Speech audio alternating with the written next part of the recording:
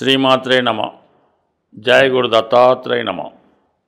ఈ వీడియోలో మనం జూలై 1 నుంచి డిసెంబర్ 30 మధ్యలో జరిగే అర్ధ సంవత్సర ఫలితాలు తెలుసుకునే ప్రయత్నం చేద్దాం. సాధారణంగా మన ఆంగ్ల సంవత్సరాది ప్రకారం 2025 సంవత్సరంలో సుమారుగా మనం 6 నెలలు కంప్లీట్ చేసుకోవడం జరిగింది.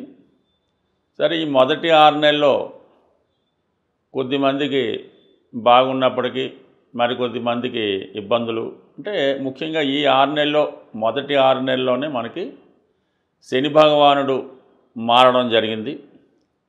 అలాగే గురుగ్రహం కూడా మారడం జరిగింది.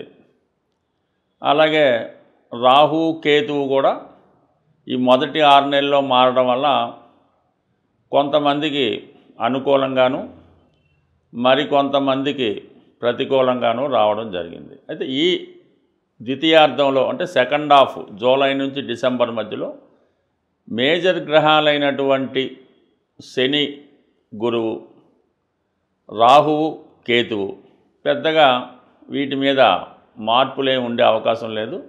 యాస్టీజ్గా ఈ గ్రహాలన్నీ కూడా అదే పొజిషన్లో డిసెంబర్ 31 వరకు ఉండడం జరుగుతూ ఉంటుంది. అయితే ముఖ్యమైనటువంటి గ్రహాలు శని భగవానుడు, గురుగ్రహం వక్రగమనం పొందడం జరుగుతుంది. మరి ఈ రెండవ 6 నెలల్లో నవంబరు 12వ తారీఖు నుంచి గురుగ్రహం వక్రగమనం పొందడం జరుగుతుంది. ఎప్పటిదాకా? మార్చి 11 వరకు కూడా ఈ గురుగ్రహం, అంటే మనకి ఈ అర్ధ సంవత్సరంలో ఈ నవంబర్ 12 నుంచి సుమారు ఒక 50 రోజులు గురువు వక్రించే ఉంటాడు. దాని తర్వాత కూడా కొన్నాళ్ళు వక్రగమనం, అది నెక్స్ట్ వీడియోలో తెలుసుకుందాం. అలాగే అక్టోబరు 13వ తారీఖు నుంచి శనిగ్రహం వక్రగమనం పొందడం జరుగుతుంది. జనవరి 20 వరకు, అంటే ఇంచుమించుగా ఈ అక్టోబర్ 13, నవంబరు, డిసెంబర్ మొత్తం శనిగ్రహం మనకి మీనరాశి అందే వక్రగమనం పొందడం జరుగుతుంది. అంటే ఈ వక్రగమనం పొందడం వల్ల కొంతమందికి అనుకూలంగాను మరికొంతమందికి ప్రతికూలంగాను మారడం జరుగుతుంటుంది. అంటే వక్రించిన గ్రహం ఏం చేస్తుందంటే తను ఉన్న స్థానం నుంచి 12వ స్థానాన్ని కూడా వీక్షించడం, అంటే అక్కడ ఫలితం కూడా ఇవ్వడం జరుగుతుంది. ఆ విధంగానే దృష్టి కూడా మరి ఈ 3 భావాల మీద, అంటే శనికి ఉన్నటువంటి 3, 10 భావాలతో పాటు 7వ భావం యొక్క దృష్టి కూడా మారడం జరుగుతూ ఉంటుంది. అంటే డబల్ యాక్టింగ్ చేయడం జరుగుతూ ఉంటుంది. అలాగే గురుగ్రహం కూడా మనకి నవంబర్ 12 నుంచి వక్రగమనం పొందడం వల్ల ఇంచుమించుగా మళ్ళా బ్యాక్ వచ్చి ఫలితం ఇచ్చినట్టు కనబడుతుంటుంది. అయితే ఈ వక్రించిన గ్రహాలు ప్రధానంగా ఏం చేస్తాయంటే, మనం ఒక మొదటి 6 నెలలు చేసిన ప్రయత్నాల్లో ఏమైనా విఫలమై ఉంటే ఈ గురువు వక్రించినప్పుడు మళ్ళీ ఇంకొకసారి ప్రయత్నం చేయమని ఆ గురుగ్రహం మనకి చెప్తూ ఉంటుంది. మనం ఏదో వివాహం కొరకో, ఉద్యోగం కొరకో, ఏదైనా ధనం కొరకో, సంతానం కొరకో ప్రయత్నం చేసి ఉంటాం. ఈ సమయంలో అంటే మంచుమించు జనవరి నుంచి అనుకొని మనకి నవంబర్ 11 వరకు ఏ ప్రయత్నం చేసినా విఫలమైంది. కాబట్టి గురువు వక్రించిన తర్వాత ఏంటంటే మళ్ళీ ఇంకొకసారి మనం ప్రయత్నం చేస్తే ఆ ప్రయత్నం నెరవేరే అవకాశం ఉంది. అంటే సాధారణంగా ఎవరి జన్మజాతకంలో గురువు వక్రగమనంలో ఉంటాడో వాళ్ళకి పనులన్నీ కూడా గురువు వక్రించి ఉన్నప్పుడు మాత్రమే జరుగుతుంటాయి. అంటే గోచార రీత్యా గురువు వక్రించి మీ జన్మజాతకంలో గురువు వక్రించి ఉంటే కంపల్సరిగా ఈ గురువు వక్రించినప్పుడు మీరు ఏ పంతాలు పెట్టినా అవ్వడం జరుగుతూ ఉంటుంది. కాని వారు కూడా ఇంకొకసారి ప్రయత్నం చేస్తే ఫలితం దక్కుతుంది. అప్పటికి కూడా అవ్వకపోతే దాన్ని కంప్లీట్గా వదిలివేయచ్చు. శని భగవానుడు కూడా మనకి అక్టోబర్ 13 నుంచి వక్రగమనం పొందడం జరుగుతుంది. శని ఉద్యోగకారకుడు కాబట్టి మరి గతంలో ఉద్యోగ ప్రయత్నం చేసి ఫెయిల్ అయినా, లేదా మనకి ఉద్యోగం పోగొట్టుకున్నా తిరిగి సంపాదించడానికి ఈ శని భగవానుడు మీకు అనుకూలిస్తాడు. అలాగే మీ జన్మజాతకంలో శని భగవానుడు వక్రించుంటే గోచార రీత్యా శని వక్రించినప్పుడు మీకు సాధారణంగా శుభ ఫలితాలు రావడం జరుగుతుంటుంది. అందుకనే చాలామంది గురుబలం పెరగాలన్నా, శని బలం కావాలన్నా వారి జన్మజాతక ప్రకారం వక్రించిన టైం కొరకు ఎదురు చూస్తుంటారు. కామన్గా ఆ వక్రించినటువంటి సమయంలో చాలా వరకు వారి పనులు కూడా సక్సెస్ అవ్వడం జరుగుతుంటుంది. ఇది కొంత అనుభవం బట్టి అది ఉంటుంది. కాబట్టి మనం ఉపయోగించుకున్న దాన్ని బట్టి ఆ ఫలితం ఉంటుంది కాబట్టి కొన్ని ముఖ్యమైన ఫలితాలు రేపు 6 నెలల్లో ఏ ఏ రాశికి ఏ విధంగా జరుగుతుంది అన్న విషయాన్ని తెలుసుకునే ప్రయత్నం చేద్దాం ఈ వీడియోలో. మేషరాశి వారికి ప్రధానంగా జూలై 1 నుంచి డిసెంబర్ 31 మధ్యలో రాబోయే 6 నెలల్లో వీళ్ళు ముందుగా ప్లాన్ చేసుకోవడానికి వీరికి ఏ గ్రహాలు అనుకూలిస్తాయి మేజర్గా పరిశీలించే ప్రయత్నం చేద్దాం. ఇంచుమించుగా ఈ మేషరాశి వారికి రాహుగ్రహం ఈ రాబోయే 6 నెలలు కూడా 11వ స్థానంలో సంచరించడం జరుగుతూ ఉంది. సో దీన్ని బట్టి ఇటు పారిశ్రామిక రంగంలో ఉన్న అటు స్వతంత్ర వృత్తిలో ఉన్నా కూడా రాహు మీకు గొప్ప అవకాశాలు రావడం జరుగుతూ ఉంటుంది. అంటే శని ఇండస్ట్రీకి సంబంధించినటువంటి రాశి కుంభరాశి. అలాగే కుంభరాశి అన్నది ఏంటంటే చాలా ఫైనాన్సర్సు పెట్టుబడిదారులు ఆ రాశిలో ఉంటారు. ఆ రాశిలోకి రాహు రావడం వల్ల మరి మేషరాశి వారికి ఎలా ఉంటుందంటే పెద్ద పెద్ద పారిశ్రామికవేత్తలు కానీ లేదంటే రుణదాతలు కానీ అంటే ఇన్వెస్ట్మెంట్ చేయడానికి వారి దగ్గర ఎక్కువ ధనం ఉంటుంది. అటువంటి వాళ్ళు మీకు మీ యొక్క అభివృద్ధికి సహకరించడం జరుగుతూ ఉంటుంది. అంటే పెద్ద మొత్తంలో రుణ ప్రయత్నాలు ఫలిస్తాయి. మీరు ఏదైనా ఒక వ్యవస్థ స్థాపించాలన్నా ఒక పరిశ్రమ స్థాపించాలన్నా దానికి కావాల్సినటువంటి సాంకేతిక సహకారం మోడర్న్ టెక్నాలజీ అంటే రాహు కొత్త టెక్నాలజీ కారణం కాబట్టి ఆ టెక్నాలజీ అంతా మీకు రావడం జరుగుతూ ఉంటుంది. అలాగే విదేశ సంస్థలు కానీ విదేశంలో ఉన్నటువంటి మీ మిత్రులు కానీ సహకరించడం వల్ల మీరు ఈ సమయంలో ఒక స్వతంత్ర వృత్తిలోకి మారడానికి చాలా వరకు అవకాశం ఉంటుంది. బట్ ఎప్పుడైనా మేషరాశి వారి జీవితంలో పైకి రావాలంటే వాళ్ళు వ్యాపారం స్వతంత్ర వృత్తి చేసుకుంటేనే బాగుంటుంది. వీరికి ప్రధానంగా కలిసి వచ్చేటంటే ఇండస్ట్రీసు లేదంటే రియల్ ఎస్టేట్ సంబంధించింది. ఇంకా థర్డ్ ఆప్షన్ ఏంటంటే రాజకీయాలు. ఈ రంగంలో రావాలనుకున్న వాళ్ళకి ఇప్పుడు కూడా బ్యాక్గ్రౌండ్ ఉండాలి కాబట్టి రాహు 11లో ఉన్నంత వరకు మీకు పెద్ద వారి సహకారం 100% లభిస్తుంది. అటు లీగల్గాను అటు ఇల్లీగల్గా కూడా మీకు సహకారం అంటే అనెతికల్గా కూడా సహకారం రావడం జరుగుతూ ఉంటుంది. రాహు ఏదో విధంగా మీకు ఆ పని చేసి పెట్టేస్తాడనమాట. ఏదో బయట నుంచా లోన్ నుంచా అప్పు రూపంలో ఏ రూపంలో అయినా సరే మీ పని మాత్రం జరుగుతుంది. ఇది మీకు చాలా వరకు కలిసి వచ్చే విషయం మాట. రాహు ఓకే.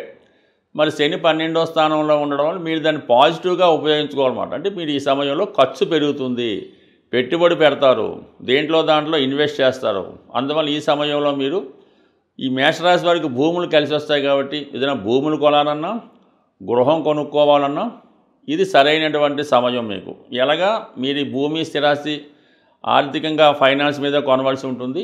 ప్రతీ నెల ఎంతో కొంత ఇన్స్టాల్మెంట్ కట్టవలసి ఉంటుంది కాబట్టి ఈ అప్పు తీరేంత వరకు అంటే సుమారు ఇంకా మీకు 6 సంవత్సరాల పైనే ఉంటుంది కాబట్టి 6.5 సంవత్సరాల పైన ఉంటుంది కాబట్టి ప్రతీ నెల ఈ ఇన్వెస్ట్మెంట్ మీకు ఏదో ఒక సమస్యగా ఉంటుంది కాబట్టి ఈ సమయంలో మీరు నెలకి ఎంత కట్టగలరో చూసి ఇంచుమించుగా దాని ప్రకారం మీరు ఒక స్థిరాస్తి కొనుక్కోవడం మంచిది. కొనుక్కుంటారు కూడా, ఏమాత్రం ప్రయత్నం కొనుక్కుంటారు.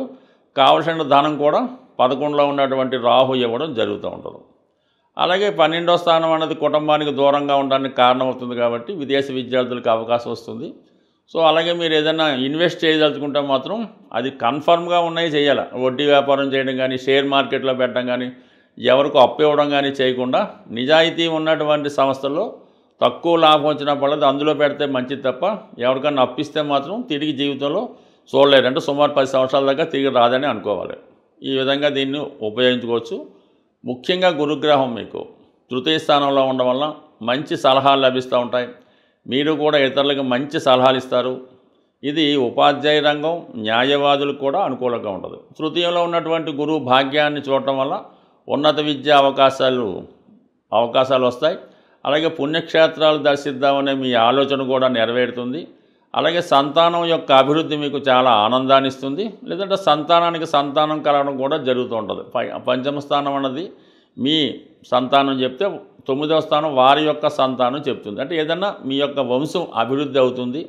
వంశాభివృద్ధి వల్ల మీకు కొంత పేరు కూడా రావడం జరుగుతుంది. ఇది కూడా మీకు ఇంచుమించుగా 3వ స్థానంలో ఉన్న గురువు 9 చోట్ల వల్ల అదృష్టం రావడం జరుగుతుంది. అలాగే కేతు 5వ స్థానంలో ఉన్నాడు. అంటే రాహు 11లో ఉంటే కేతు 5లో ఉంటాడు. ఇది నిర్ణయాలు తీసుకోవడంలో మాత్రం కొద్దిగా ఇబ్బంది అవ్వడం జరుగుతుంటుంది. కాబట్టి ఏదైనా షేర్ మార్కెట్ స్పెక్యులేషన్లో నిర్ణయాలు తీసుకునేటప్పుడు జాగ్రత్తగా తీసుకోవడం అన్నది మంచిది. అయితే మనం అనుకున్న దానికన్నా ఎక్కువ ఫలితాన్ని కొన్ని సందర్భాల్లో కేతు ఇస్తుంటాడు. కాబట్టి మీరు ఏదైనా ఆధ్యాత్మిక రంగంలో కానీ వేరేదైనా రంగంలో ఉంటే అనూహ్యంగా మీ యొక్క తెలివితేటలకి గుర్తింపు రావడం జరుగుతూ ఉంటుంది. బట్ ఏదైనా కోణంలో ఉన్నటువంటి గ్రహం ఓకే, దాని తర్వాత లాభంలో ఉన్నటువంటి రాహు ఓకే, ఏదన్నా మొత్తం మీద మేషరాశి వారికి జాగ్రత్తగా నిర్ణయాలు తీసుకొని ముందుకెళ్తే ఇంచుమించుగా ఈ 4 మేజర్ గ్రహాలు సంపూర్ణంగా సహకరించి మిమ్మల్ని ఉన్నత స్థాయికి తీసుకెళ్ళడానికి అవకాశం ఉంటుంది. ముఖ్యంగా ఈ గ్రహాల స్థితిని గమనించినప్పుడు ప్రతి రాశి వారికి కూడా ఈ రాబోయే 6 నెలల్లో అంటే ప్రధాన గ్రహాలైనటువంటి శని భగవానుడు మీనరాశిలో ఉండడం, మరి రాహు కుంభరాశిలో ఉండడం, కేతువు సింహరాశిలో ఉండడం, అంటే పాపగ్రహాలు ఏ రాశుల్లో ఉంటాయో ఆ రాశులకి సంబంధించినటువంటి పరిహారం చేసుకుంటే మనకి ఆ గ్రహాలు యోగిస్తాయి. శుభగ్రహాలకు మనం పెద్దగా ఏం పరిహారం చేయక్కర్లేదు, అవి ఆటోమేటిక్గా యాక్టివేట్ అవ్వడం జరుగుతూ ఉంటుంది. శుభగ్రహాలు ఇచ్చే ఫలితాన్ని పాపగ్రహాలు అడ్డుకుంటాయి. కాబట్టి మనం ఈ పాపగ్రహాలకి పరిహారం చేయవలసి ఉంటుంది. అదే ముఖ్యంగా ఎక్కువగా ఈ శని గురువు ఈ 2 గ్రహాలు ప్రధానంగా ఈ రాబోయే 6 నెలల్లో ప్రతి ఒక్కళ్ళ జాతకం మీద ప్రభావం చూపుతుంది. ఎందుకంటే వక్రించిన గ్రహం తన బలాన్ని విశేషంగా పెంచుకుంటుంటుంది అన్నమాట. ఆ కారణం వల్ల సహజ భాగ్య రాజ్యాధిపతులైనటువంటి ఈ 2 గ్రహాలు అంటే మనకి ఒక లక్ష్మీనారాయణ యోగం ఏర్పడినట్టు ఈ 2 గ్రహాలు మనకి ప్రభావం చూపుతూ ఉంటాయి. ఈ సమయంలో మీరు ఏం చేయాలంటే కళ్యాణం చేయించవలసి ఉంటుంది. అంటే ఎవరికి చేయించాలి? వెంకటేశ్వర స్వామి కళ్యాణం చేయించడం వల్ల కంప్లీట్గా మీకు శుభం జరిగే అవకాశం ఉంది. సో ఏదైనా ఈ రాబోయే మనకి ఈ 6 నెలల్లో మరి కార్తీక మాసంలో కానీ శ్రావణ మాసంలో కానీ మీరు ఏదైనా దేవస్థానంలో సామూహికంగా వెంకటేశ్వర స్వామి కళ్యాణంలో పాల్గొంటే చాలా మంచి ఫలితం రావడం జరుగుతూ ఉంటుంది. అన్ని గ్రహాలకి ఆదిదైవంగా ఉన్నటువంటి పరమేశ్వరుడు శివుడు. వీలున్న వాళ్ళు ఏదైనా ఒక పంచారామాలు కానీ ఇటువంటి శివుని యొక్క ముఖ్యమైన క్షేత్రాలు ఒక్కసారి దర్శించడం మంచిది. అంటే ఏ ప్రాంతంలో ఉన్నవాళ్ళు ఆ ప్రాంతంలో ఉన్నటువంటి దేవాలయంలో చేయడం వల్లే ఎక్కువ ఫలితం రావడం జరుగుతూ ఉంటుంది. సుమారుగా మనకి ఈస్ట్ గోదావరిలో ఈ ద్రాక్షారం చుట్టుపక్కల ప్రతి నక్షత్రానికి సంబంధించినటువంటి ఒక దేవాలయం ఉన్నది. ప్రతి నక్షత్రానికి ఒక దేవాలయం ఆ చుట్టుపక్కల ఊళ్ళో ఉండడం జరుగుతూ ఉంటుంది. ఆ విషయాన్ని మనకి ద్రాక్షారామం దేవాలయంలో డిస్ప్లే చేయడం కూడా జరుగుతూ ఉంటుంది. ఏ నక్షత్రం వారు ఆ నక్షత్ర దేవాలయాన్ని సందర్శించడం వల్ల వారి యొక్క దోషం కూడా పరిహారం అవుతుంటుంది. అవకాశం ఉన్నవాళ్ళు ఒక్కసారి మీరు ప్రయత్నం చేయండి. లేదు జన్మాంతరంగా మనం బాగుండాలి, మన వంశం బాగుండాలంటే ఆ 27 నక్షత్రాలకి సంబంధించినటువంటి 27 దేవాలయాలు కూడా ఒకసారి మీరు ఒక నెలలోనో సంవత్సరంలోనో దర్శించడం వల్ల చాలా మంచి ఫలితం రావడం జరుగుతూ ఉంటుంది. సో ఇది మనం కష్టపడి సాధించవలసిన ఫలితాలు. సూక్ష్మంలో మోక్షం రావాలి, చిన్న ప్రయత్నంతో విఘ్నేశ్వరులాగా మొత్తం ఫలితం రావాలనుకుంటే గోసేవను మించింది లేదు. మరి ఏదైనా గోసేవ అంటే ఆవుకి 2 అరటిపళ్ళు ఒక బెల్లం ముక్క పెట్టడం అయితే కాదు. కంప్లీట్గా మీకు ఓపిక ఉంటే ఏదో ఒక రోజు ఆ గోశాలని శుభ్రంగా తుడిసి అక్కడ ఉన్నటువంటి ఈ ఆవు పేడ ఇవన్నీ కూడా శుభ్రం చేసి ఆవుకి మంచి వాతావరణం వచ్చేలా పెట్టడం, తర్వాత ఆవుకి శుభ్రంగా స్నానం చేయించి తర్వాత ఆవుకి తగు విధంగా సేవ చేసి పసుపు కుంకాలు అలంకరించడం వల్ల కనీసం ఒక దానికన్నా చేసుకుంటూ ఈ సేవ కన్నా మీరు ఆ గోశాలను శుభ్రం చేయడం వల్ల వచ్చే సేవ చాలా అఖండం. మీరు చాలా ఆర్థిక ఇబ్బందుల్లో ఉన్నారు, అసలు ఏ దారి లేదు అనుకున్న వాళ్ళు ఒకసారి పవిత్రంగా నిర్వహిస్తున్నటువంటి గోశాల సందర్శించి అక్కడ ఒకసారి రోజంతా సేవ చేసి శుభ్రం చేయండి. 100% మర్నాడు నుంచి మీ ఆర్థిక పరిస్థితి ఏ విధంగా మార్పు వస్తుందో చూడండి. ఇది కంప్లీట్గా నేను ఛాలెంజ్ చేసి చెప్తున్నాను. ప్రయత్నం చేసి చూడండి. సక్సెస్ మాత్రం చాలా గొప్పగా ఉంటుంది. స్వస్తి.